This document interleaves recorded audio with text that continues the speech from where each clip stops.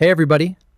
Today we're going to learn how to install LibreOffice on Windows 11, the most powerful free and open source alternative to Microsoft Office. First, open your web browser and go to the official website, LibreOffice.org.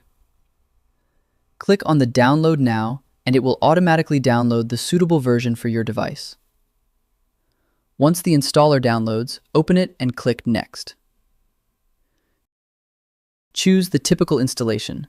This includes Writer for docs, Calc for spreadsheets, and Impress for presentations.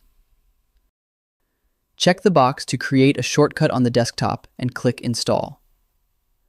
Once installed, open the app and go to Tools and then Options and then Load/Save and then General. Change the Always Save As format to Word 2007-365.docx. Doing this ensures your files are perfectly compatible with everyone else who is still paying for a subscription, so you can share documents without any formatting headaches. And that's it.